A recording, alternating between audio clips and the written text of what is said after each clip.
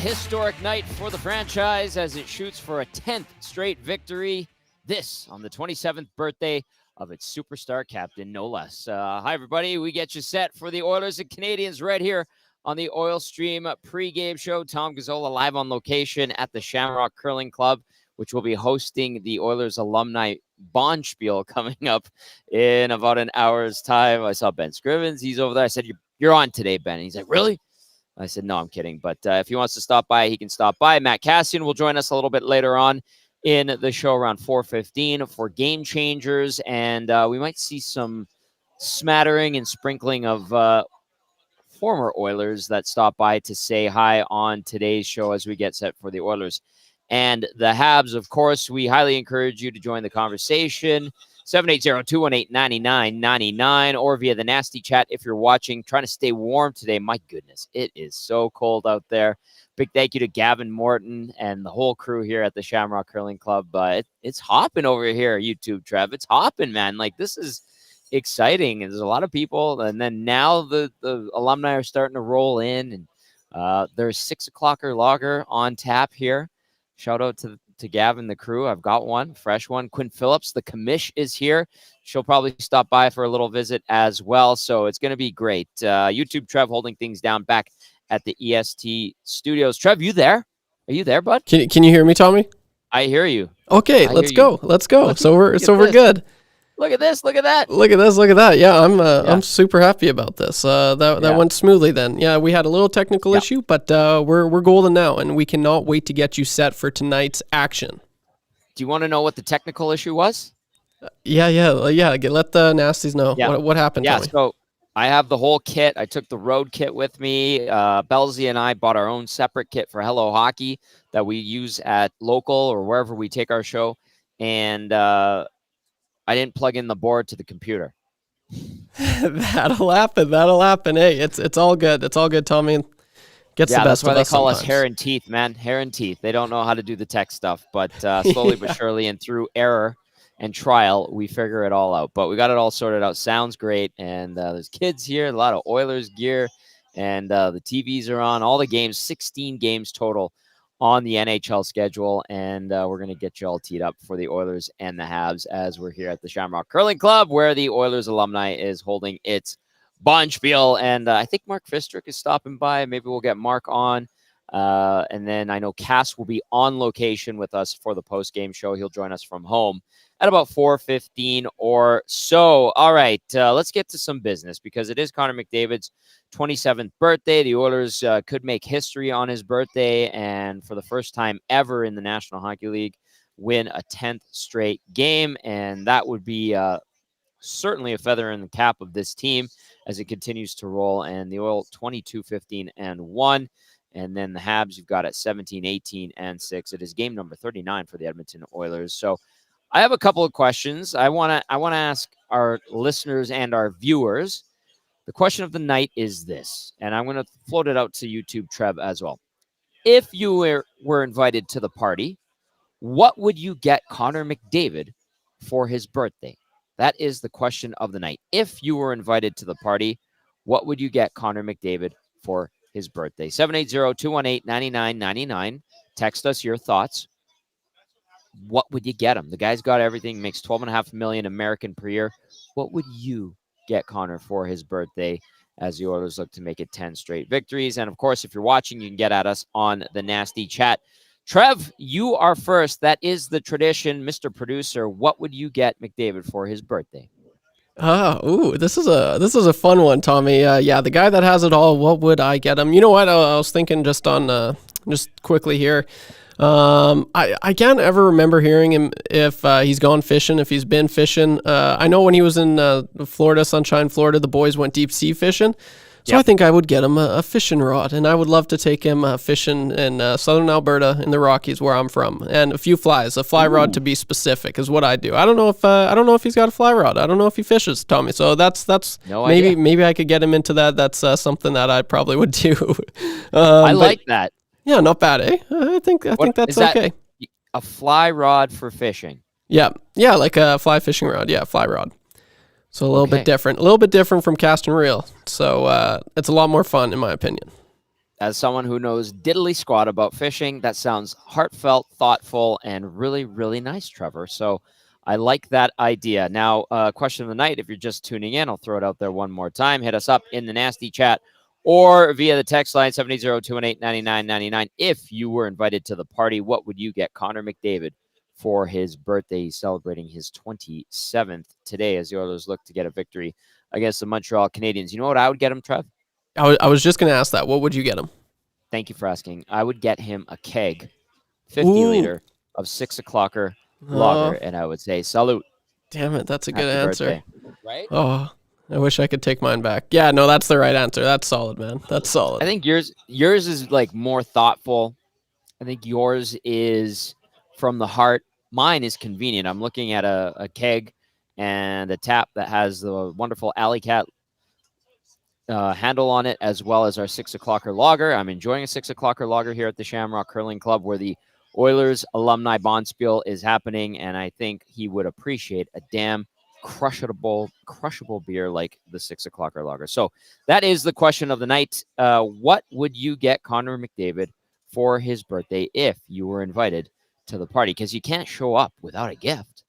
Who shows up without a gift? Maybe you'd re-gift something. Hopefully not. You'd get something thoughtful like a fly rod that YouTube Trev would get for McDavid. I'd get him a 50-liter keg of 6 o'clocker lager. What would you get Connor McDavid? The guy who's got everything. Let us know. We'll read the best ones out.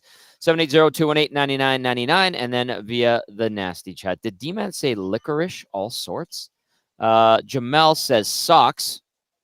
And then Zedmo says Jelly of the Month membership. And then GSM says Mini Stanley Cup. You might never win the real one. Well, don't motivate him. Don't motivate him. 780-218-9999 for his birthday. If you were invited, what would you get Connor McDavid? And then, of course, in the nasty chat as well. All right. It is the Oilers and the Habs. Let's get into starting lineups, as well as some other game notes to pass along your way. Edmonton looking for an 8th straight road victory. You've got Stuart Skinner, who's put together 6 straight wins in his last 6 starts. And then you've got the Oilers shooting for victory number 10 in a row. Just a little blip on the lineup to pass along your way. We'll get to that right now because McDavid, the birthday boy between Nugent Hopkins and Hyman. And then here's where it gets interesting, and we're going to have to wait until the teams hit the ice for warm-up at the Bell Center. It's Draisaitl with Foegele, and this morning at the morning skate, it was Sam Gagner on the left side, and that's because Ryan McLeod is not feeling particularly well. He is a game-time decision. He's expected to take warm-up. If he's good to go, he will play. If he's not good to go, maybe Draisaitl has Gagner slide in on his wing. Third line, expect to see Ryan between Kane and Brown. And then the fourth line, James Hamlin with Adam Ernie and Matthias Janmark. On defense for the Oilers, Nurse paired up with Ceci, Ekholm with Bouchard, Kulak with Desharnais. Phil Kemp is your extra defenseman. And we'll see, like I said, when we get to warm up, if Ryan McLeod is good to go. Sounds like he's feeling under the weather. That's according to Oilers TV's Tony Brar, who is in Montreal with the team. So that's something we'll update you on. Let us know your thoughts. What would you do in terms of lineup if Ryan McLeod isn't fit to play tonight? If he's too sick, would you just simply put Sam Gagner up there if he's good to go? He's missed a lot of time as well. All right, here's what we're expecting today from the Montreal Canadiens, as this is the first of 2 meetings between these 2 clubs. They won't play again until March here in Edmonton. And you're gonna see Nick Suzuki paired up with Cole Caulfield and Yuri Slafkovsky. So Suzuki down the middle, Caulfield on the left, Slafkovsky on the right. That's a young line, but a pretty skilled line indeed. You got the power and strength of Slafkovsky. Suzuki, good all around. Caulfield, the sniper, not the biggest guy, but he can absolutely bury you and dangerous anytime he's got the puck in his stick in the offensive zone. Second line for the Habs tonight, Jake Evans between Raphael Harvey-Pinard and Brendan Gallagher. Then you'll see Sean Monahan with Joshua Waugh making his debut tonight. He was just called up from the Laval Rocket. And Joel Armia on the right side. And then you'll have Mitchell Stevens between Michael Pizzetta, and Jesse Yalonen. Oh, big thank you to Aaron from the Oilers, who just gave me some drink tickets. Trev, I wish you were down here, pal, but it's going to be a good time for sure. On defense for the Canadiens, Caden Gooley, the former Oil King, with Michael Matheson, Jaden Struble with David Savard, and then you've got Jordan Harris with Jonathan Kovacevic. Out for the Habs tonight, Christian Dvorak, IR, upper body. Tanner Pearson, IR, upper body. Alex Newhook, IR, sprained ankle. Kirby Doc, IR, torn ACL and MCL. Starting goalies for tonight's matchup, 25-year-old Stuart Skinner getting the nod for the Oilers, 17-9-1 on the season, a 269 GAA, 901 save percentage in 28 games this season. Skinner versus the Habs, a 2-1 record, 368 goals against average, 872 save percentage in 3 games versus Montreal over the course of his career. At the other end of the rink, the Habs have the 3-headed goalie monster. Of course, you've got Jake Allen, who's on all kinds of trade blocks and rumor mills, and where's he going to go? They also have Charlie Lindgren, and then they have their starter for tonight, who is 27-year-old Sam Montembeault. He is 9-6-3 on the season, a 294 GAA, 907 save percentage in 19 games this season. Montembeault versus the Oilers, he's faced them 3 times in his career. A 1-2 record, 378 goals against average, 863 save percentage in 3 games versus the Oil over the course of his career. All right, any thoughts on that, Trev? The lineups and all of that. You're going to see Joshua Waugh make his debut with the Habs. He's been playing for the Laval Rocket. Very exciting. Apparently, he's going to have 31 friends and family at the Bell Center tonight. That's going to be expensive. I'm sure the players on the team are going to help him with those tickets. And probably a really, really special evening in Montreal for the youngster. Wow. Trev. Yeah, you know what? Oh, excuse me. Are you okay? Excuse me. Sorry, I had to press my cough button there. Oh, boy. Yeah, no, honestly, like just looking at the Canadiens lineup, Tommy, it's a team each year. I'm just like, okay, they have potential. Let's see what they can do. And I don't know, they're a lot like kind of like the Sabres this year, a little disappointing in my opinion, but they got the stars, right? Like Cole Caulfield, he went later in the first round a few years ago. A lot of people were, he's a smaller player, but there was a lot of hype when he first made his debut 3 seasons ago, I believe now. So Cole Caulfield is an absolute sniper, a player definitely should be on the Oilers' eye for tonight. Juraj Slafkovsky, a lot to like about this guy. A potential star in the league. He took his whole country on his back the Olympics a few seasons ago. I remember I watched the whole process of who should they take, Shane Wright, Juraj Slafkovsky, and all the players or all the scouting and management were just like, no, like this guy, what he was able to do, he had his whole country on his back. That prepped him to have the whole, as we know, the Habs fan base on his back, which he hasn't yet reached that potential, but I think he will one day. So there's a lot of players and a lot of pieces that you like on this team, and it all starts with their top 6, but they got some things you like in their back end as well, Tommy. So it should be a fun game. I always love, we talked about it at Hello Hockey this morning. It's the mecca of hockey, right? Montreal Canadiens. Yes. It's like a religion, and us Oilers fans, yeah, we love our hockey, but I mean, it's a little different. It really is. It's kind of, that's where it started, as over there. So it's really cool. I can't wait. I'm pumped. Hockey night in Canada. Let's go, Tommy. Yeah, and let me correct myself. GSM called me out on it. Caden Primo, not Charlie Lindgren. My bad there. Caden Primo is the third goalie that the Habs have in tow. Yes, thank you, GSM. And then what else did GSM say? Yeah, thank you. Appreciate that very much.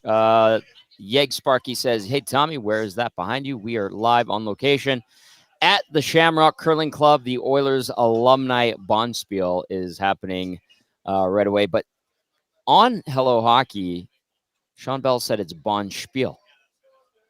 Yeah, I don't know if it is. I've always heard bonspiel. Like, and my dad's quite the curler. He's been in a lot of bonspiels, so that's all I've ever heard. That's the first time I've ever heard spiel.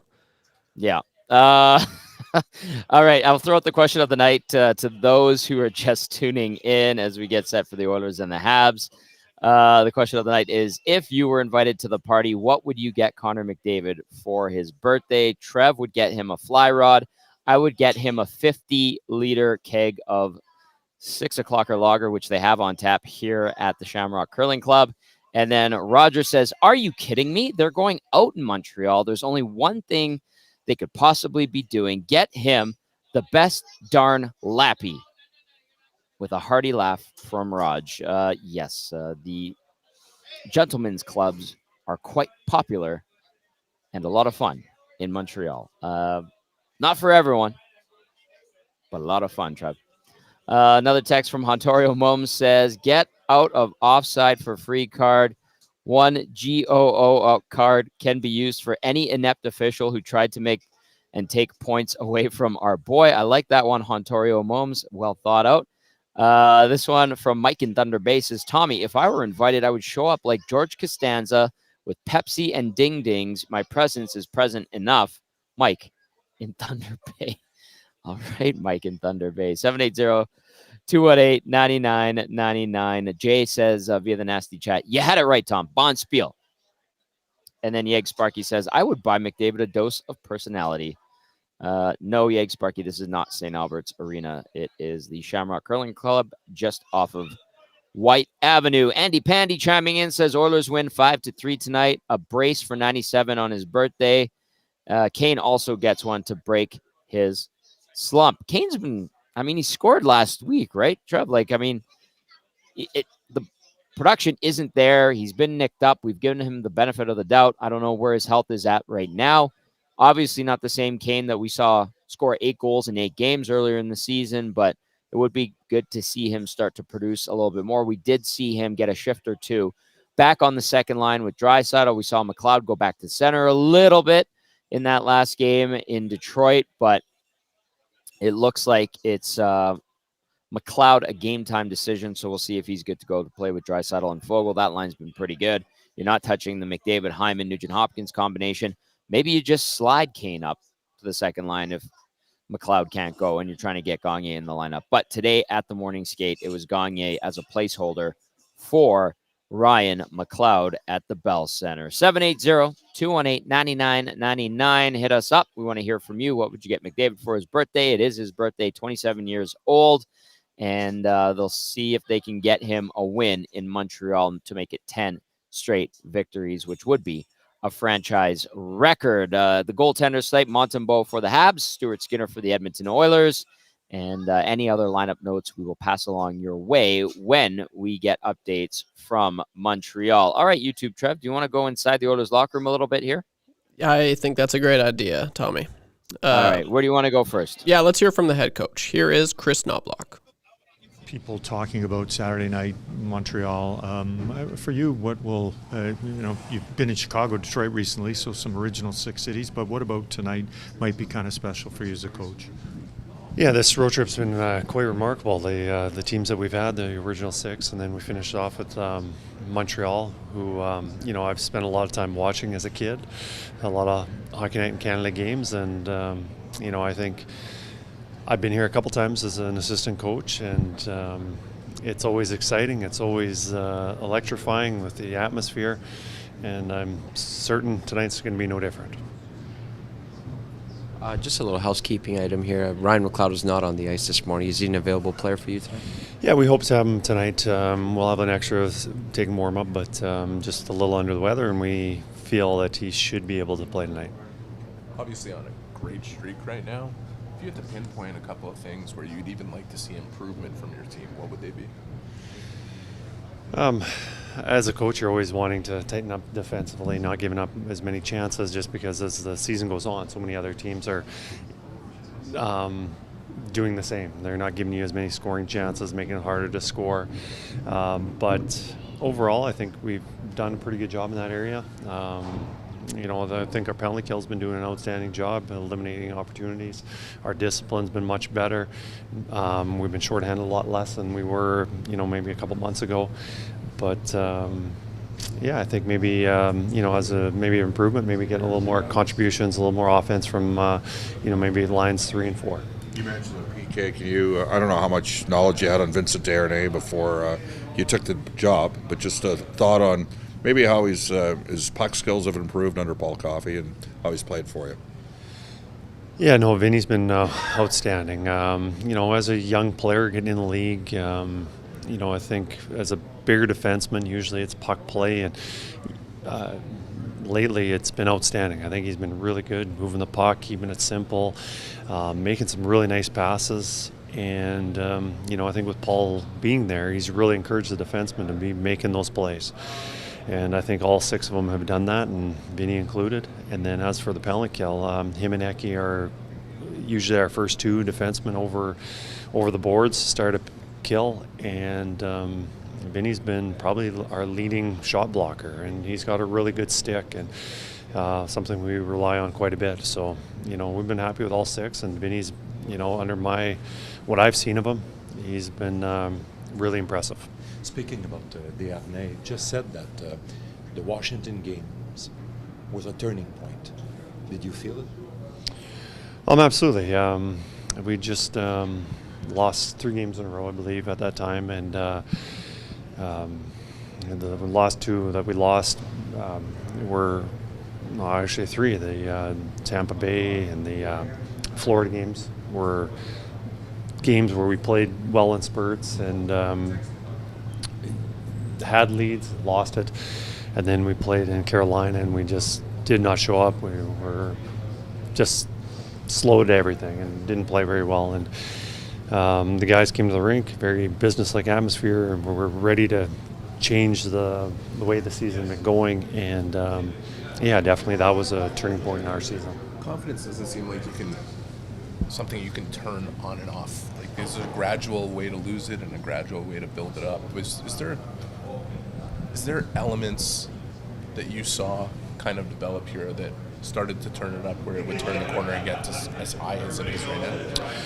Well, during that road trip, we talked about goal setting and what we needed to do, and it seemed like we were so far out of the playoff picture that we were never going to catch up. And I think it was important for our players to look at what they needed to do right now, and opposed to where they needed to be at the end of the season. And we broke our season up into little segments, and ultimately said if we just win this many games in each segment, we've got a really good opportunity to make the playoffs. And it didn't seem like that big of a task, and I think it gave our players a little bit of a relief, a little bit of all right, we can do this. We don't need to win every game until the end of the season. And I think when we started to look at just not the big picture, just looking at our next game or maybe our next couple games, took away the pressure from the players, and they were able to just go out and play hockey. And we've got some really exceptional hockey players. Everyone knows how good our players are, and the caliber of team that we had.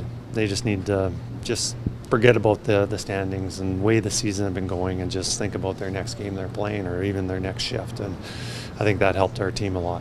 The Montreal when you went into Erie in November of 2012, Connor was 15. Does it seem a little bit? It's his 27th birthday today. Seem a little bit surreal that you're here and then coaching him, given and just how far he's grown as a player, and maybe just a little bit in terms of mirroring your own professional development as a coach as well. Yeah, no, it's seems like it goes by so fast. I can't believe Connor being 27 today, and I started coaching him when he was 15, and how quickly it goes by, and the career that he's had, it's no surprise, but there's never any guarantees of what you're going to see as a young player moving on to the NHL. You knew he was going to be a good player, but how good, you never know. And obviously part of that is a very good hockey player, but seeing him practice and his habits and how committed he is off the ice, on the ice. He just didn't want to be just a good player in the NHL. He wanted to push himself, and obviously that's a very good lesson for all young hockey players, that as good as Connor was, he wasn't satisfied. And it was same as when he was a young player in Erie and also here in the NHL. It's just, I don't think there's many days where he's not the hardest working guy at practice. And obviously you see guys put so much effort into it. It's nice to see them have the success that he's had. Montreal Canadiens have been struggling recently, but as we know, any team can beat anyone on any given night. How would you describe the team you're facing tonight? Yeah, no, absolutely. It's a very difficult league, and there's no easy games. And if any teams that have been struggling or really beat up by injuries, shorthanded, was a few nights ago when we were playing Chicago, and you see how well Chicago's been playing. And there was a game that we shouldn't have won. They were the better team, and we were fortunate to get out of that. And a lot of that had to do with goaltending and just some breaks. I think tonight with Montreal, there's obviously it's a younger team, but they can turn around from night to night. And I think we're going to see a very hungry, passionate team, very similar that we saw from Chicago the other night. And if we are not prepared for it, we're going to be it'll hurt us. Weirdly, the Bell Center is one of the rinks in the NHL where Connor McDavid has been the less productive in his career. Is there such a thing as rinks where it's more difficult to play for a team or a player, or it's just like random? I don't mean just about Connor, but in general. No, yeah, I don't know. I haven't been around long enough to see why players play so well in certain places, and there's so many factors on, your schedule, because so often when you're playing a team or you're coming into that rink, you might have been playing a back-to-back, and you might be coming from somewhere else, or you might have a bunch of family coming in, or sometimes players play well when they have a lot of family to visit with and get ready for that game. Others, they don't. So I don't really have an opinion on that.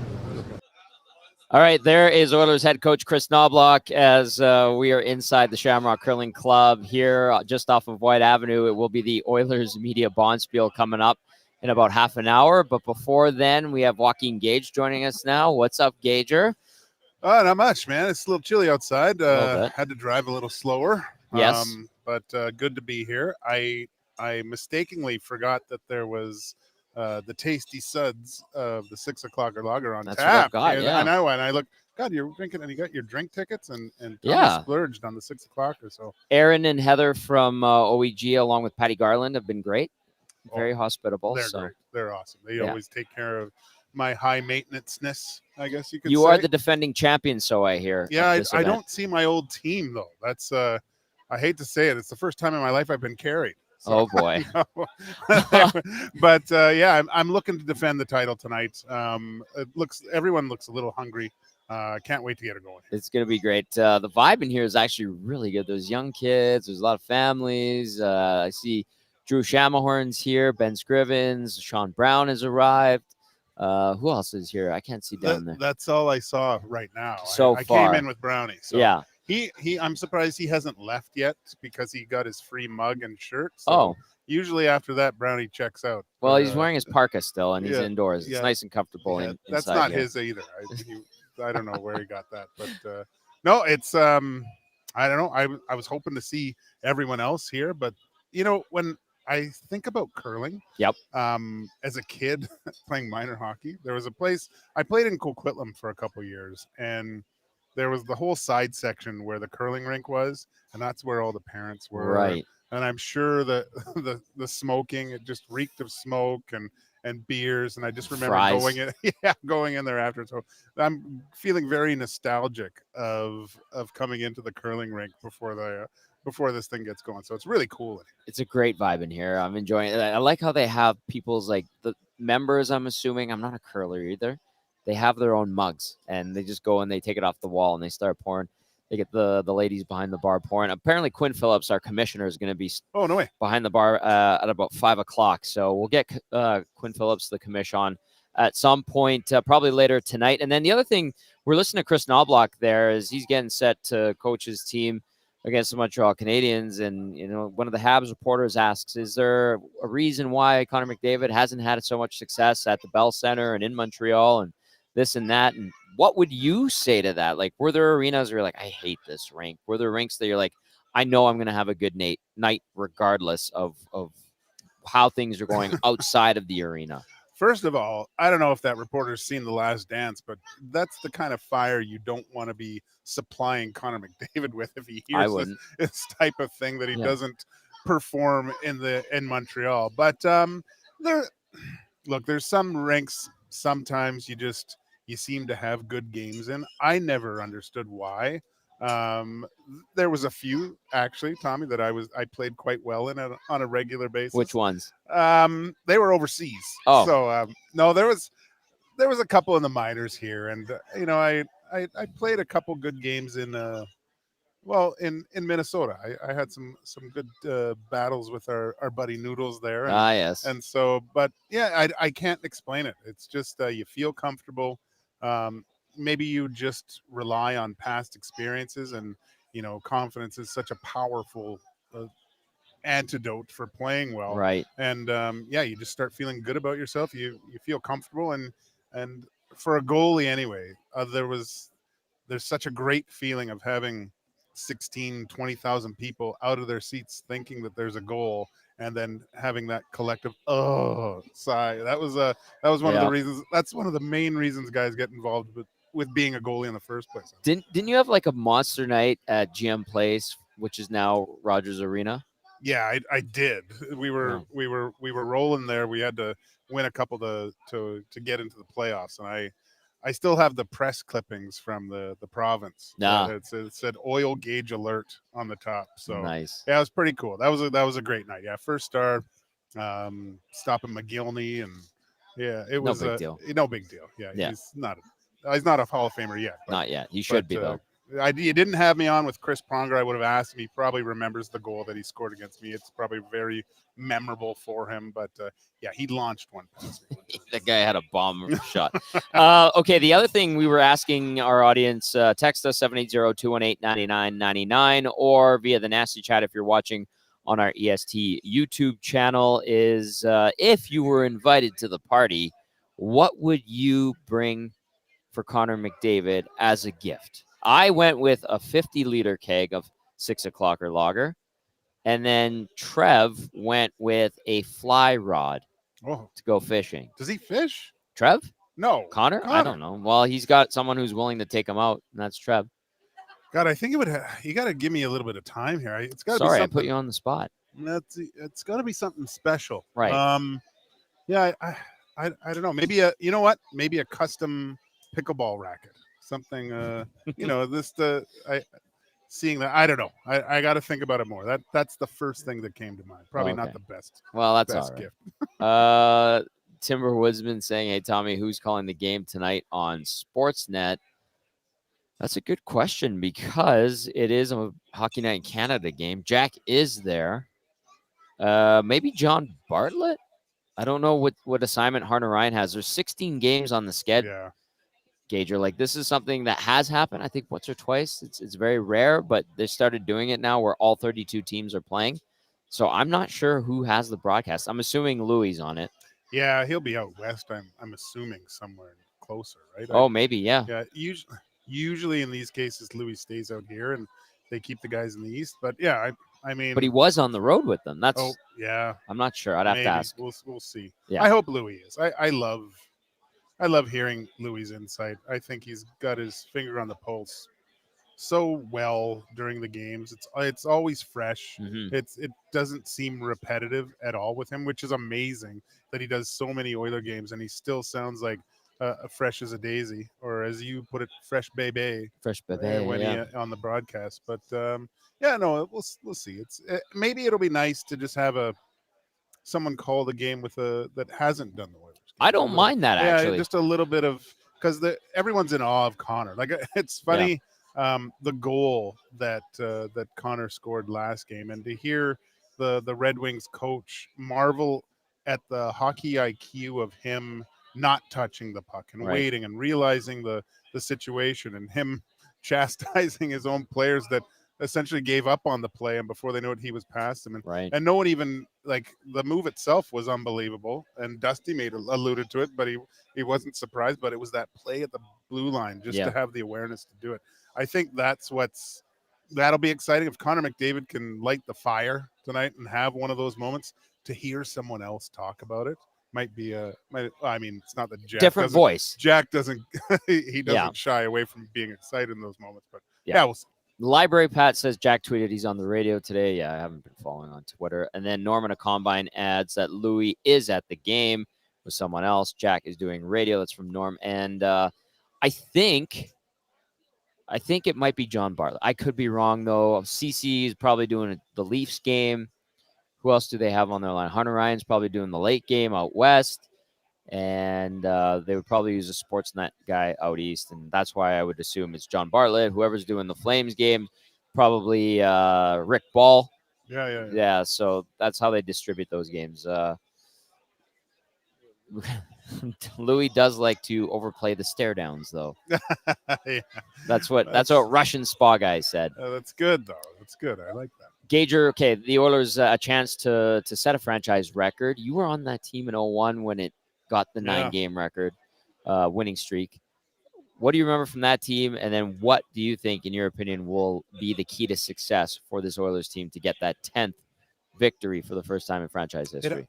First of all, it always surprises me that this didn't happen earlier. Like, I know those 80s teams, 7 was their best. They never even got to 9. So I just feel fortunate to be able to witness this team and how good they actually are. It was funny. When you win like that, everything just seems, everyone's getting along. There's a lot of laughs. We've heard guys talk about how much fun they're having, but I think there's a lot of extra motivation. And I've been kind of critical of these kind of milestones. I don't want to see too many because I think the players get wrapped up in them a little bit too much at times. Yep. This is a pretty cool one, though. I like it. Just to be able to do something that maybe some of those Hall of Famers weren't able to do and be part of something a little bit special, and to do it. I mean, it's not the old form, but it's in a place where if anyone was in Montreal today, the whole day would be centered around this game. Yes. From all the shops, walking around, there's a buzz, I guarantee, walking through the streets of Montreal right now with the Oilers coming in playing the Habs. So it's this is going to be a fun game to watch. It is a cathedral of hockey. There's Chris Dingman saying hello. What's up, Chris? He's pounding it. Oh, are you coming in to say hi? I have another mic. Say hi. Hi, guys. Wait, let me plug it in. That probably helps. There we go. Say hi. How are we doing today? We're doing good. There's 2-time Stanley Cup champion Chris Dingman. How's your curling? It's really good. I feel like my flexibility is a strong point in my game, but I think I pulled my hammy just getting out of the car, so it could be a little difficult. Thanks, Chris. I'll see you on the pebbled ice.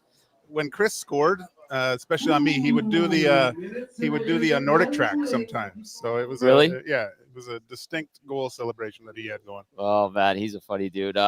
He was part of the Minor Hockey Week alumni kickoff game, and the media lost. We got our butts kicked. So. Oh really? Yeah. We could have used you. Yeah, maybe. Yeah. Yeah. Oh, Kevin Carius. Hello, Kevin. Yes, chirping as one does.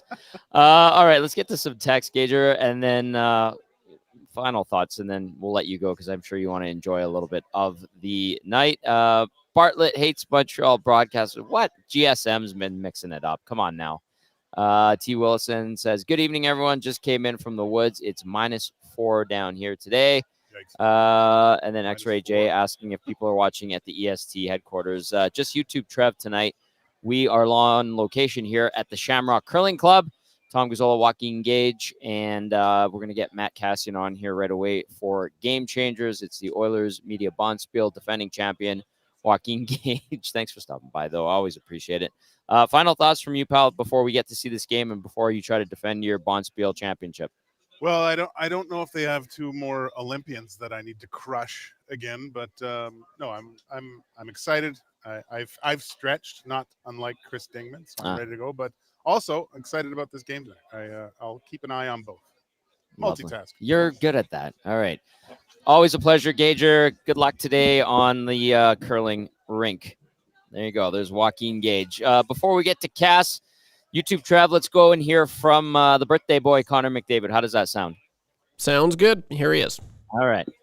When we was asked about 9 straight wins, he said, geez, you'd think someone, a team from the 80s would have done that, considering, you guys have a chance to do it, to win 10 in a row, set a franchise record. Do you look at it like that, or would you think about it more post-game?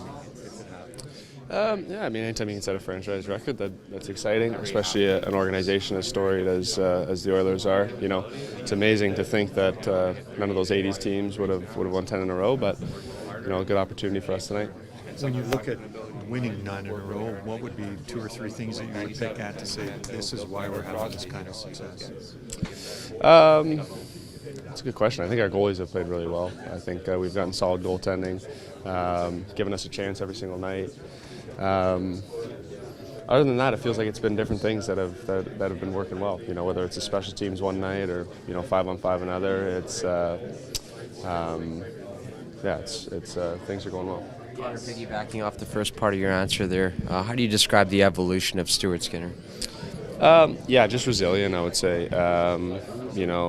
Obviously he was going through whatever he was going through at the beginning of the year, and fan base, media is hard on him, and he's done nothing but bounce back time and time again. So it's a credit to him. It's a credit to his character. Obviously, a very good goalie.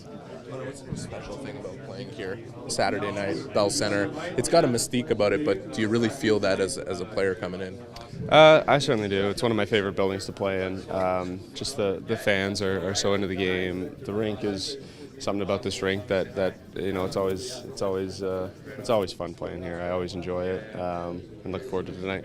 You've mostly done it afternoon style, like it's a different vibe at night. Yeah, we played some weird times here. A lot of games here, no fans in the building at all. So definitely a greater appreciation when the fans are here and into the game like they always are. And it's weirdly one of the rings in the NHL. You had the less success on an individual basis, and by that I mean like 9 points in 12 games. So it's not it's not a catastrophe. Is there such a thing as rings where it's more difficult to play than others, or is it just a question of opposition you're facing? I think it's more team. I think our team has maybe I feel like our team maybe doesn't play our best here, but it's another opportunity for us to change that tonight. Obviously, individually, I always enjoy playing in this rink. I feel good in this rink. It's nothing that way. No, nothing about the air. Nothing. I don't know what it is. Hopefully, it changes tonight. Does it ever get hard to hear your teammates with how loud this crowd can get in this building? You know what? As loud as the fans are, you can always kind of hear your teammates on the ice. Do you have a birthday wish? 10 straight wins. That would be my birthday wish. Yeah. There you go. There is Connor McDavid, 27th birthday, and the question of the night: what would you get him for his birthday as a gift if he invited you to his party? He wants a 10th straight victory. That would be a franchise record. We'll see if the Oilers can get it done tonight against the Montreal Canadiens. Matt Kassian standing by. He'll join us in a second. It is the Oil Stream Pregame Show live on location at the Shamrock Curling Club as the Oilers media bonspiel gets set to get going in about 15 minutes. And this has been a great vibe over here. I know Cass will be down here shortly. X-Ray J was asking who is in net for the Habs. It's Sam Montembeault. And then, of course, for the Oilers, it will be Stuart Skinner. And then I think Dell asked if we have paid the rent at the EST studios. Well, yes, obviously. We did make the rent at EST HQ. We always pay. And what you will be seeing is the pre- and post-game show on the road, a lot more on location coming up. We're going to announce that in a little bit when everything gets finalized. But it's neat how we can be so versatile, take the show on the road. We did it at the old shop as well. And you're going to be seeing a lot of that coming up, especially for road games. All right, let's get our game analyst on here. He is Matt Kassian, the one and only, as Game Changers coming at you. And it's always brought to you by Damon Bunting, RE/MAX Elite. Damon Bunting, consistent top-producing realtor in Greater Edmonton and among RE/MAX realtors. He and his team would love to help you find that right home or make the move from your current home. Community-driven. He understands what it takes to make a difference in our city. Check him out, DamonBunting.com, or visit his Instagram at Damon Bunting Real Estate. Cass, hello, sir. We're missing you down here. Are you good to go? How's the voice? Have you had your cigarettes for the day? And I've been trying to lay off the cigarettes, but we're getting there. Okay, we're getting there. So it's sounding a little bit better, a little bit less forced. It's not quite as difficult to talk. So we're on the mend. We are on the mend. So yeah, I'll be by there in a little bit. Awesome. I couldn't couldn't pass up the opportunity to get to the Bonspiel and to do it on location. So I'll be there for as much as I can, and it'll be cool. It's a fun event. Unfortunately, I wasn't able to make the whole thing this year. Last year, I did the whole thing. It's a blast. So for everyone that's at the Oilers alumni Bonspiel, you're gonna have some fun. It's a great time. And I believe, Tommy, correct me if I'm wrong, I believe there is 6 o'clock lager on tap and I'm ready to having one go right now, and I'm looking. There you at the go. tab. Absolutely, even better. Guess who's going to be pouring those as of 5 p.m. when her shift starts? The commish. Oh, geez. Yeah, I know. Bad commish. Quinn Come on. Phillips will be here. So, yeah, things are just getting going over here. JDD, Jeff Delorier, just stopped by, and you missed Chris Dingman. Gager was on for a little bit. So, The whole crew. Yeah, I know. Everyone will be there. It's awesome. Yeah, it's going to be great. All right, Cass, it is McDavid's birthday, and he turns 27. And the question of the night, and I put it out there to our listeners and our viewers, 780-218-9999 and via the nasty chat. What would you get him if you were invited to his party as a gift? Cass, what would you get him? Ooh, it's a tough one. I'd probably go, just because it's like I feel like you want to get him something maybe a little bit unique, maybe something he hasn't thought of. So I would get him, and I've done this. I've actually got this for people before. I really have done this. I'm gonna get him some oven mitts, but they're a pair of oven mitts where it's like you have 5 fingers, so it kind of looks like a winter glove. Yep. And they work really, really well, and it's so much easier to use when you're actually putting things in and out of the oven. Not that I know if he even cooks, but to me, as someone who loves cooking and I spend a lot of time in the kitchen, it's an awesome gift. So I probably would get him those, just because I don't know what else I'd get him. I feel like he probably has a lot of stuff. So that's very thoughtful. Yeah, I can only imagine all the kinds of gifts he's been getting. Oven mitts. That's my answer. I think it's practical. I think it's a great idea. Cass, all right, let's get into game changers here. Number 1 versus Montreal tonight as the Oilers seek a 10th straight victory, which would be a franchise record. Birthday boy is number 1. Birthday boy.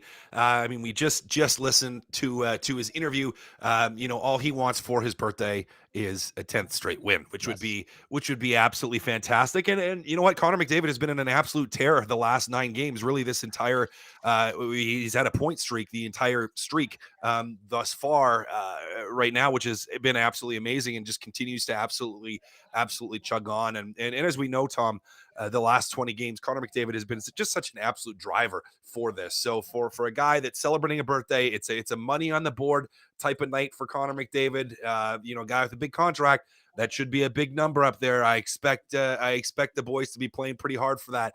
Want to get that money in the party fund for the team dinners for sure. And birthday boy Connor McDavid, Tommy, expect him to have a big night tonight. How much are we talking here? Is it a band, as Dusty was describing? Is it a honey bun? Is it 10 bands? I think band is 1,000. Honey bun. I was going to say, I don't know what a band is. Yeah, you got to be at least 5,000 for that guy. $5,000 at least. Yeah, really, at least. And it's like, guys, on my contract, you're like $500, and that was just like, oh, this is a lot of money to put on the board. I hate putting up $100. I'm the type of guy like, I'll put up $20 maybe. All right. It is Matt Kassian as we get you set for the Oilers and the Habs. It is game changers. Number 1 was birthday boy. Number 2 was PK prowess. Yeah, the penalty kill for the Edmonton Oilers been absolutely spicy the last number of games. Has been improving dramatically, not just since Knobloch took over, but just really, really recently, the last stretch of a couple games, and against a Montreal team that isn't really great from a power play standpoint, from a penalty kill standpoint.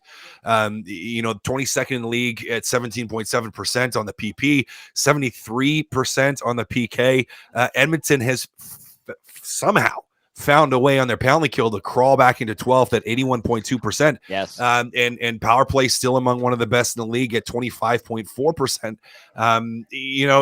A team in Montreal that, they're getting good goaltending. They really are getting good goaltending in terms of just pure number of saves, but they're giving up a ton in terms of shots, in terms of opportunities, and on the special teams as well.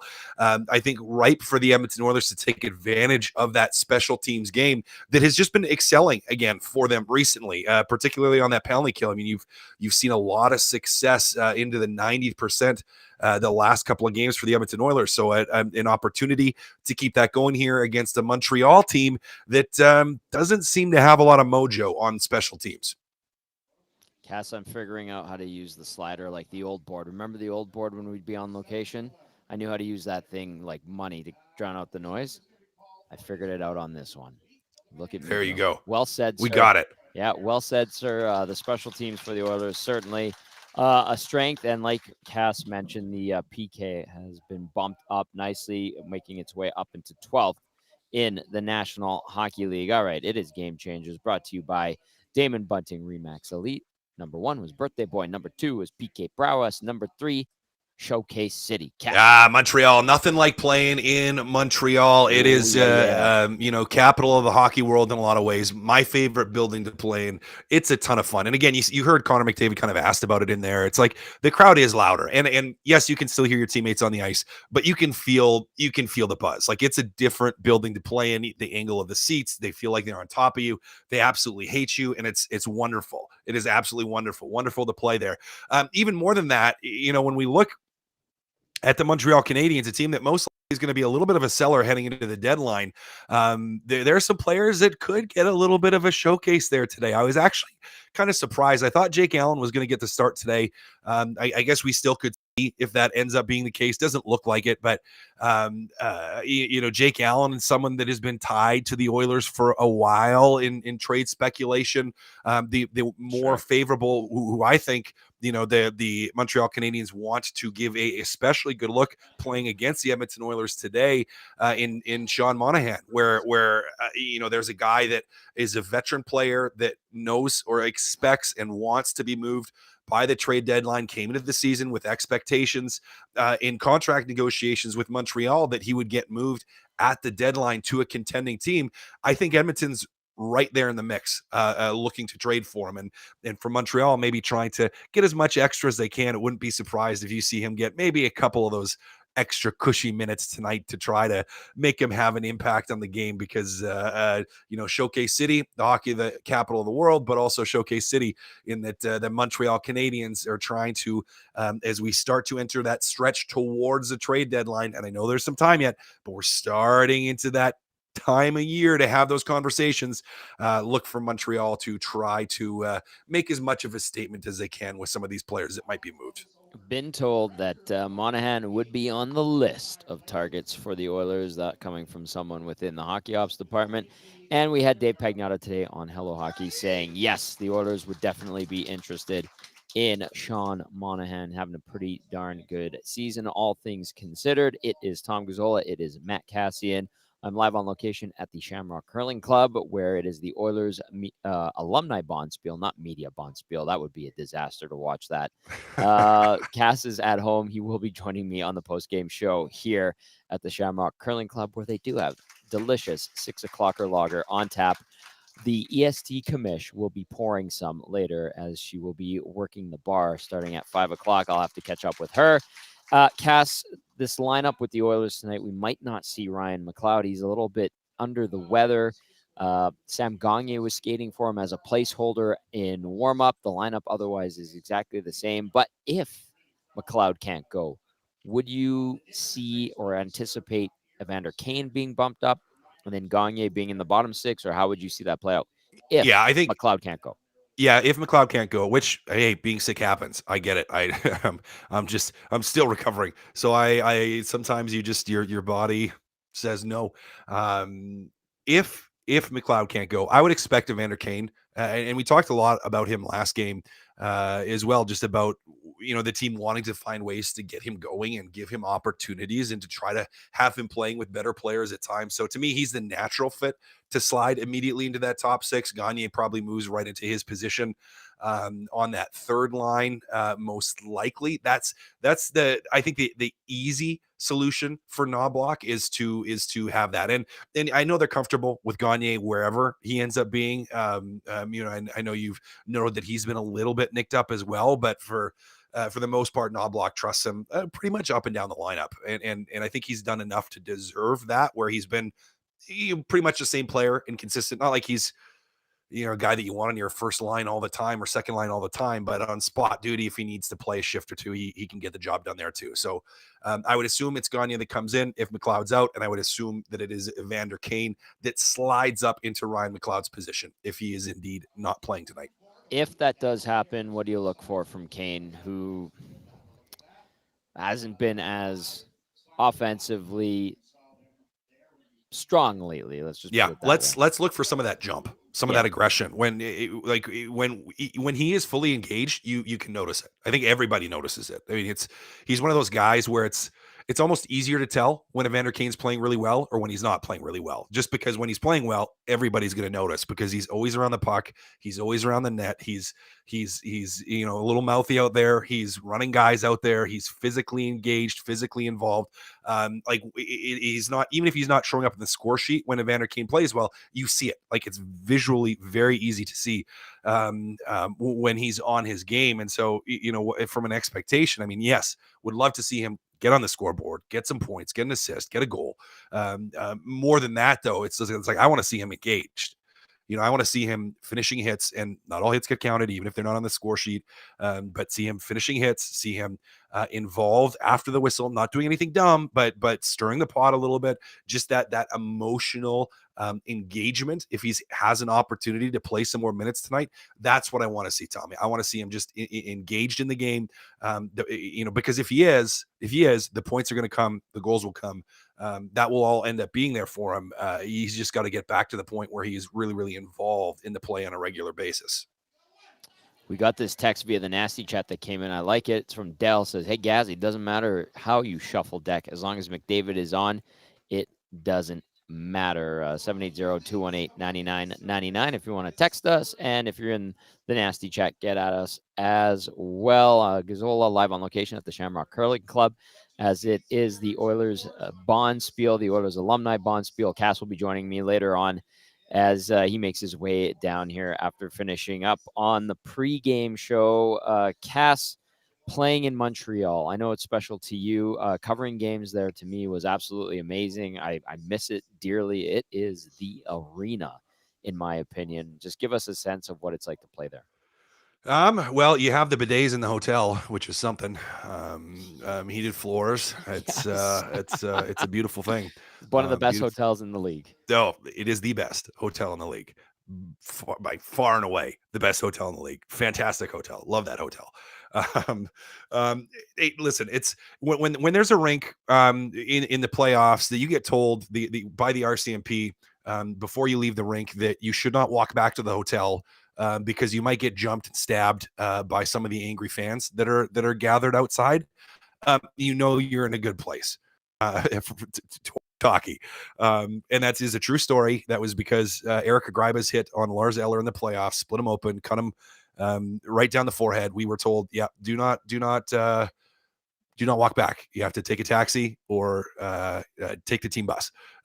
You have a city that's passionate about their hockey. I mean, it's just the entirety of the environment. I mean, you have multiple levels, Tommy. It's the history, and not just in that rink, because it's not the oldest rink in the league by a long shot now.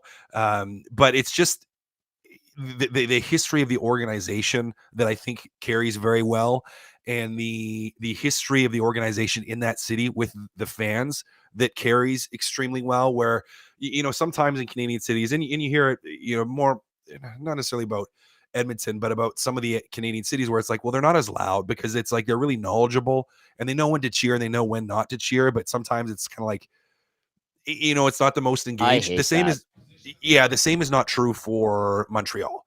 Like in Toronto, and this was an interesting thing. Like when you play in Toronto, it's actually really quiet in Toronto because the lower bowl is mostly corporate seats, a lot of suits, people having mini business conversations in the intermission. They're not necessarily the biggest Maple Leaf fans, where it's like, well, the Upper Bowl in Toronto, it's like, well, that's all the diehards. Like, that's all your pure fans. And it'd be louder up there, but not as loud down close to the ice. In Montreal, it's different. I mean, Montreal's it's like they are loud and they are vicious the entire time. So it's just the atmosphere that is set, and the excitement that is set. Like, it's still like, the Coldplay Fix You, which neither here nor there on Coldplay. I think I like most of their stuff. I know some people love them, some people hate them. But it's like, I hear that song and that part of the song, and it just takes me right back to going out, like, for hockey night in Canada, knowing what it is, not just to that city, but to the country and the history behind it. It's just, Tommy, it's just a surreal building to play in. It's not like it's a beautiful building. It's not like it has the nicest dressing room or the nicest amenities. It doesn't. It's actually not great underneath, as far as, like, you have a good space for sewer ball, but it's not like it's an amazing dressing room or anything, but just the character and the atmosphere and the environment of the room. It's just unbelievable. It's super, super cool. It is you feel it. Like, you're in the heart of downtown. You're right. Like, it's like a cave down there. It almost feels like it's dark and whatever, and it's really steep. And then you're like, this is cool. This is a cool place. And then the hot dogs at the intermission, Cass. Did you ever try those in the media lounge upstairs? I had one once. Yeah, just one time. Only one. I think there was only one. I was only scratched in Montreal once. I think that was the only time, and that was the first playoff game there, where the Greiba hit on Eller happened. Did the start of playoffs. And after that, bad blood blew up. Like, it turned nasty really, really fast, and I got to play the rest of the series. So, and I just generally played well in that building for whatever reason. I always had good games there. So, it was just the once. And yes, I definitely sampled the hot dogs that game for sure. All right, Cass, how's your curling game? What are we expecting from you on the pebbled ice? From a curling standpoint? Yeah, I'm that's not very right. good. Oh, yeah. Yeah, I'm not very good. I have fun, though. I have fun. I mean, I try. I think it's a great game. It's a wonderful game. Actually, I think it's just such the amount of actual technique and skill.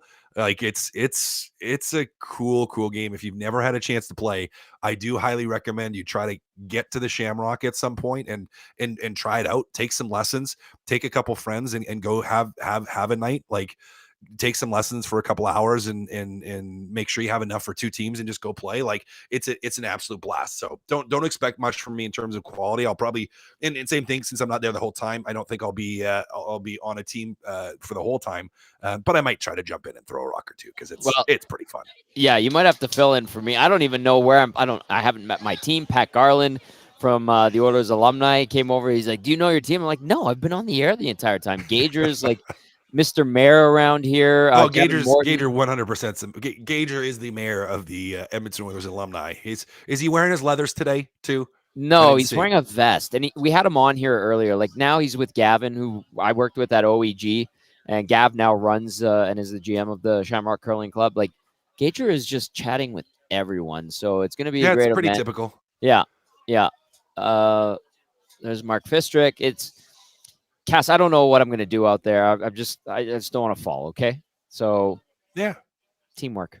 You know what? Just don't, Tommy. Okay. Just don't. Okay.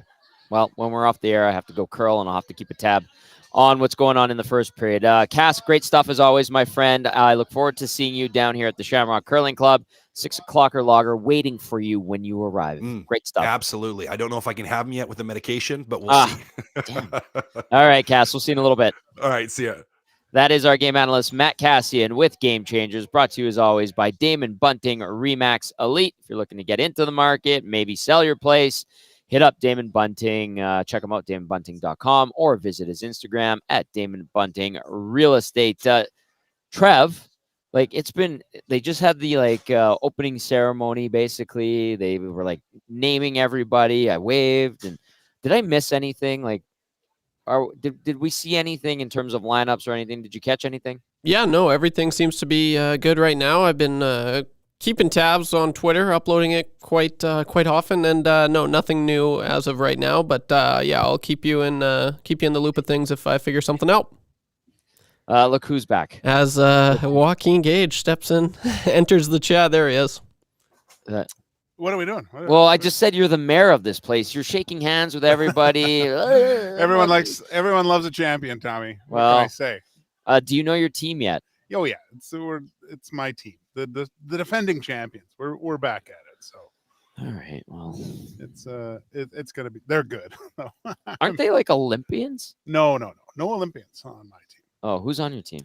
Well, I think it's different this year. There's a two from last year, but I'm not sure the names of the other two girls. Okay, how does this tournament, like, who else is here? I know the alumni is here. There's media members here. I see business leaders here. I saw Drew Shamahorn. I think I just saw Jeff Hastings from CTV. Like, how does this come together? Do you know? I think it's all Patty Garland. All Patty Garland. Yeah, Oh, it's put out through Oilers alumni stuff, and then it was so well received last year. We were thinking about doing it again, actually, earlier, but it's been a year. No, it's so much fun. Wait till the competitive juices start flowing, and the trash talk that happens out there is legendary. Really? Oh yeah. So it was pretty funny last year too, because I was doing the Oilers played that night as well, and I was doing Oilers Plus at the same time, so I had to race back and forth. From here to Rogers? Yeah. Oh man, it's not that bad actually. So well, I mean, we're on White Ave. It's not that far. It's not that far. We were just talking about playing in Montreal, and I know you're talking about playing in Vancouver, having a big night. You're talking about big night in Minnesota, and then you're talking about getting beat by Chris Pronger. Your memories of Montreal? Well, it would have okay, there's a few different ones. Obviously, I got drafted in the old form, so that's cool. That was really cool. The funny thing, I guess, the first game was in obviously the Molson Center at the time, and the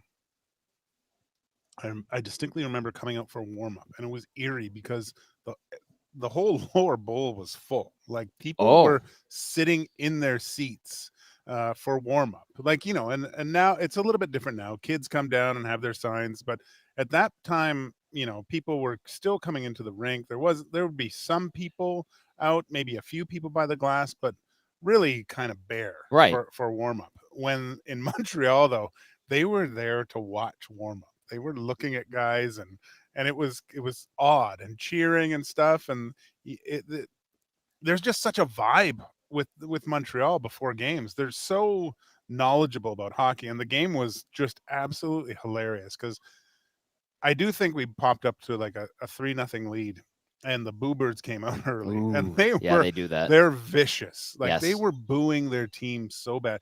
And then they scored one, and they kind of got back into it. They scored another quick one. And the bipolarism of the fan base, they were chanting and cheering like within a 10-minute time span of booing their team profusely on the power play to cheering them on. Like it's a wave of emotions in Montreal. I couldn't believe it. And it was funny because I didn't sit on the bench in Montreal because there's not enough space. I was over. I didn't play. Surprise. I was over in the where we came out. And I was kind of amongst the fans, and I was just. It's a different experience. And I played in Europe, and it's crazy over there. But the way it was in Montreal that night, I just couldn't believe the emotional level that you needed to have to play on that team. Right. It's absolutely crazy. Like kudos to Carey Price. Like not only was he one of the greatest goaltenders ever to play the game, but to weather that storm as well at times. Man, that guy's got ice in his veins. Cass was saying money on the board from McDavid for his birthday tonight in Montreal. He said he figures about $5,000 for McDavid. Would there be, or when there were money in the board situations, what would that be like with the teams that you played for mid-90s, early 2000s? No, I hated it because there's no way I was getting the game winner. So I that sucked all the time. Money on the board was just terrible. Because I just see this guy put up, you know, a couple hundred, this guy 1,000. I just look at all that and go, God, there's no way I'm touching any of that.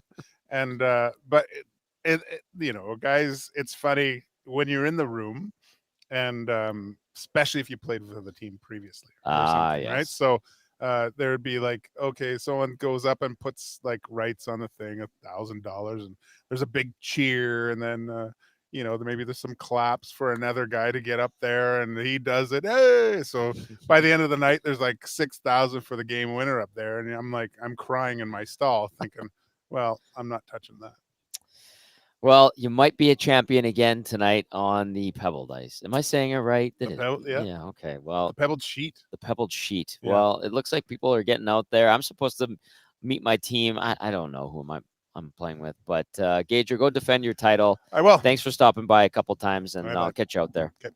That is Joaquin Gage once again as we get set for the Oilers and the Habs. YouTube, Trev, anything on lineups? I'm going to take a quick look right now, but I haven't seen anything. The team should be on the ice now for warm-up. It looks like Kane does get the bump up. I've got it, unless you want to do it.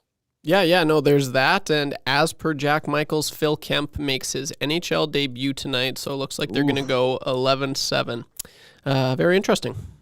All right, so with Gagne still trying to work his way back into being fit to play, it is going to be an 11-7 rollout for Chris Knobloch and the Oilers. It's going to be McDavid with Nugent Hopkins and Hyman. Draisaitl between Kane and Fogle. You've got Ryan with Janmark and Brown, and then the extra forwards will be Ernie and Hamlin on defense. Ekholm with Bouchard, Nurse with Ceci, Kulak with Desharnais, and like YouTube Trev just said, Phil Kemp making his NHL debut. I don't know how many minutes he is going to be out there for, but what a place to make his NHL debut in Montreal. Let's take a look at some texts that have been coming in, as well as the nasty chat.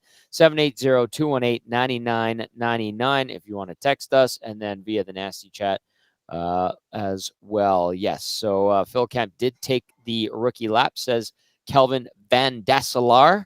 And this one from GSM says Montreal had the highest attendance in the league last season. Well, they're one of two buildings that's over 20,000 capacity there and the United Center. It is a really, really neat arena, but like Cass was mentioning, no real frills and gimmicks there. It's pretty straight up. I call it a cathedral of hockey, but intimidating, and the people there know the game very, very well. Between the pipes tonight will be Stuart Skinner for the Oilers, Sam Montembeault for the Montreal Canadiens. Skinner versus the Habs. He's got a 2-1 record. Montembeault versus the Oilers. He's played them 3 times. He has a 1-2 record. If you're going, hey, how about Skinner's GAA and save percentage against Montreal?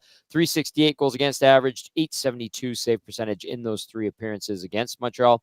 And then Montembeault, a 378 GAA with an 863 save percentage in the games against Edmonton for Montembeault. They have the 3-headed goalie monster in Montreal. Jake Allen and Caden Primo are the other 2 netminders. Tonight it will be Montembeault. All right, we're about 20 minutes away from puck drop. 32 teams in action around the National Hockey League. Full slate, 16 games. Let's get you up to speed as we await the Oilers and the Habs. Washington 3-2 winners over the New York Rangers earlier. The Vancouver Canucks go in and they blank the Buffalo Sabres 1-0 in Buffalo. 5-4 Ottawa over San Jose. You've got New Jersey up 2-0 on Florida. That one in Sunrise after 1. Pittsburgh, Carolina about to get going. You've got Seattle visiting Columbus. The Red Wings host an all of a sudden slumping LA Kings squad. Edmonton and Montreal, obviously. Anaheim visits Tampa. The Leafs welcome the Avalanche to town. You've got Winnipeg just absolutely scorching this season. They get the Philadelphia Flyers, and then Chicago welcomes in Dallas.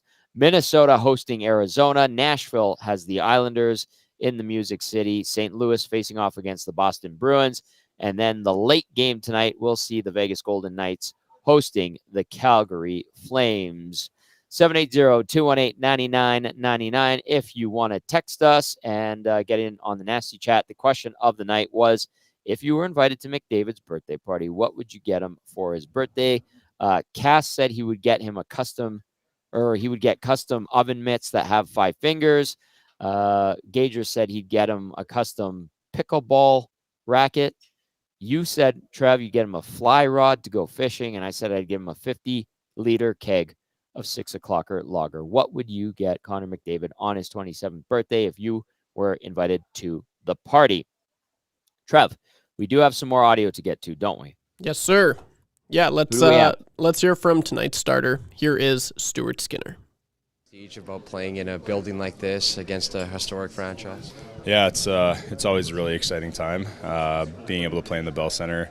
As a kid too, you always kind of you like watching the Canadiens play, and you like watching Edmonton play. The Canadiens, especially at the Bell Center, it's a historic building, right? So I'm always very excited to play in it. Stu, in your opinion, what is the primary quality that your team has kind of exhibited during the course of this 9-game win streak that's allowed you guys to come out on top each and every night?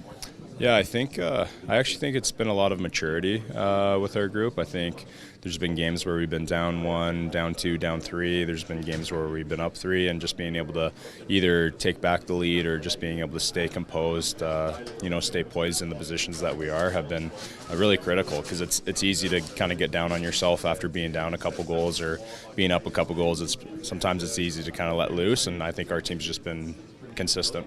Speaking of composure, do you feel like yourself personally, you've been more composed when something doesn't go your way in game, that you're able to kind of bounce back to baseline a little bit quicker? Yeah, I think it's very important especially just for goalies to be in that kind of mindset.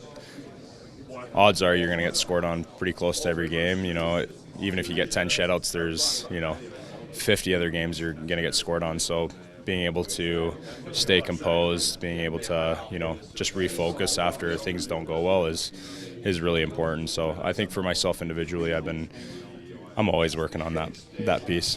Fans of Canadian teams wants to have the miracle from their goaltender, as you know probably. Is that tough to evaluate your own game when you are the starter of the Oilers, of the Canadiens, of the Leafs? Is that tough? Yeah, it's always something that you want to do. I think that's why we all probably chose to be a goalie in the first place. We wanted to, be able to win games, stand on our heads, make, amazing saves, and just really give our team a chance to win. So that's always been a really huge thing, and that's what gets the goalies up in the morning. I think, I'm always very excited. I'm very fortunate and very hungry to, give my team a chance to win every night. Vincent just told us that before we look too much on the goalies situation in Edmonton. Is that what you think too? To explain why the team didn't have the result that we expect? Maybe. Just as do you mean just for Yeah. Just keep focusing day after day on the goal in the goalie situation, on the goalies game. And yeah, sometimes I think. For me, it's different for me because I am the goalie, so yeah. I'm kind of always focusing on my side of things. But for others or like what anyone else says, I think it's out of my control. Everyone kind of has their opinions on things, and I have my opinion, and I have my sense of who I am. And me, Calv, and Shorty, we've been doing a really good job at just trying to stay focused on our job and just trying to stay in our realm of things. And that's been really important for me too, not getting distracted by kind of the noise and just trying to stay focused on, stopping one puck at a time. Thank you. I'm sorry to put you on the spot for this, but your captain turns 27. Do you have a favorite McDavid memory in your time wearing the orange and blue? A favorite McDavid memory? There's a lot of them, and the reason why I say that is because I've got him out a lot in sewer ball. So every moment where I get him out in sewer ball is a very fond moment for me. I imagine he's too happy about that. He's never happy about it. He's normally really upset about it, actually. Favorite McDavid memory? That's a great question. A lot of things are going through my head. I think honestly, just spending time with him on the plane. We're always playing Mario Kart. It's always fun, being able to hang out with each other and in that sense of things. But I think the moments are honestly just getting him frustrated from beating him at things, because he's very competitive, as we all know. But hey, so am I. I'm very competitive too. We all are in this room, so anytime you got to beat him, you got to rub it in his face. Is he still regarded as the king of Mario Kart on the plane? I think Nuge is the king of Mario Kart. And I'm working my way up to 2, I think. So don't tell Connor that. I'm sure he'll see this. But. All right, All right, there is the Oilers starter, Stuart Skinner, apparently good at Mario Kart on the plane. There's YouTube, Trev. You're in Montreal. He's... Yeah, how does that work? How does that work? Are you guys the same person? No, you're not. All right, there's YouTube, Trev, and his formidable stash. Your thoughts on the game, pal, as we get set for the Oilers and the Habs here? Yeah, it's going to be awesome, right? We talked about it all day. It's just what a welcome to the moment, or welcome to the NHL moment for Phil Kemp. That's just it's going to be crazy. I can't imagine what he's going through right now. So it's a good story there, and he's deserved it. Just looking at it, I can't believe the guy kind of looks like he's 30. He's 24. I'm older than him. It's kind of crazy, but he's worked his way up from Yale University, where he was drafted, and then he went during the COVID year. He played in the Swedish Elite League for 1 year. Last 4 seasons, obviously, he's been in the AHL with the Bakersfield Condors, 25 points last year, which was a career year. And so he's worked his butt off. It was either him and Ben Gleason, but they figured to go with Philip Kemp for right now, and it should be good. So I can't wait. It is unfortunate about Clowder being out because that line was really buzzing. So it's going to be interesting to see how they do. Oh, hey, there's the commish. How we doing? How we doing? Good. How are you? Yeah, holding the fort down, and I'm going to be watching the game by myself tonight. So it's going good. I wish I was there. I hear you're going to be pouring some 6 o'clockers all night long, and that's awesome. So I'm here to only pour 6 o'clockers. Yeah, else has to get everything on their own. Yeah, absolutely. Yeah, so it's going to be a fun game, Tommy. I cannot wait, and I'm excited for post game. Okay, so 11-7, the Oilers are going. Hey, where are you going? Wait, okay, we need sorry. you to say stuff, Commish. Okay. 11-7, Phil Kemp making his NHL debut on the back end for the Oilers. No Ryan McLeod, so that means that Evander Kane is getting bumped up to the second line as Quinn Phillip joins us. Quinn. Bless him. He got the more ice time that he's going to want. He was wanted. So. Yeah. Okay. All right. Just give us a sense of what we're going to see here at this Oilers alumni bonspiel, and then what do you expect from the Oilers tonight in Montreal? Going for a 10th straight victory. Your dad didn't get to call 10 in a row. He got 9. Yeah, 5 Stanley Cups. I think well, he'd probably those are take okay. that. But yeah, sure. One place there's going to be very good play on the ice. That's probably in Montreal. Okay. Here, I believe that I just hope nobody falls and everybody stays healthy. Here, the Shamrock Curling Club, Yes. where we're having the Oilers alumni bonspiel. And then what else was I going to ask you? Did I ask you something else? What do you expect? Yeah, in Montreal, and then here it's going to get sloppy. Yes, here it's going to get sloppy. Yeah, okay. I hope it's not sloppy in Montreal. Do you think they get their 10th? Yeah, I do. You do? I do. Okay. Yeah.